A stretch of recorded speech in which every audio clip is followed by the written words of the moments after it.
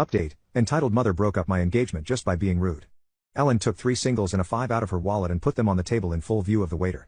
Then she took 1 single away and said every table I see getting potatoes before us is a bill gone. I was absolutely mortified.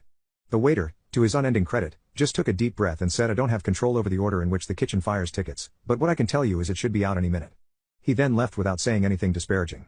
I had been holding my tongue all night as well, in the name of my relationship, but once the tip hit the table I figured that if my girlfriend was half the woman I thought she was then she wouldn't mind my speaking up at this point. If anything she'd be supportive, right?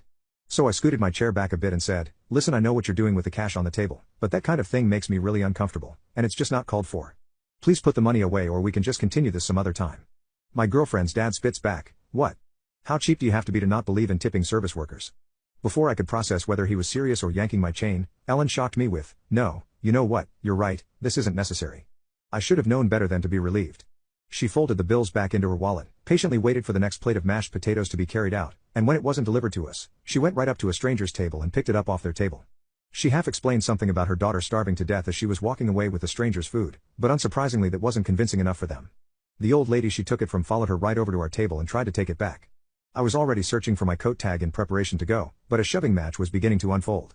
Between Ellen and an elderly woman with a tennis ball walker, and far be it for me to sit through all that had happened only to leave just as the night was getting interesting.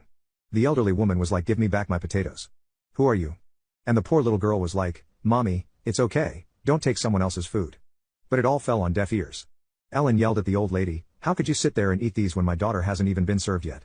She's sitting here hungry, just a little girl, and you're over there stuffing your face? Come on, other potatoes will be out any minute.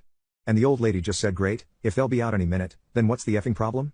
To which Ellen still found holier than thou ground, gasping, language, please.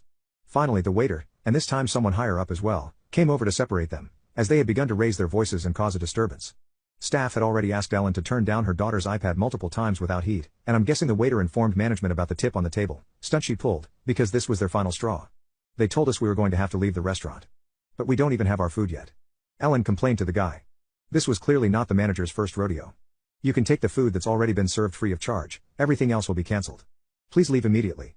The old lady didn't miss her chance to knock the potatoes right onto the floor so we couldn't try to take them with us. Nothing else had been served yet, so we had to leave without any food. When my girlfriend and I were finally alone in our car she said, can you believe that? And I said, not at all. And I really can't believe you didn't warn me. And she went, how could I have known about any of that? And, confused, I asked, is she not usually like that? Even more confused than me, my girlfriend asked. Who? Your mom. What's my mom got to do with the terrible service at that place? That was the beginning of the end of our relationship. The fact that she didn't see anything wrong with her mom's behavior, and that I'd be marrying into that situation, shook me too deep. We both dodged a bullet in more ways than one. In hindsight, we weren't right for each other, regardless of who her family was.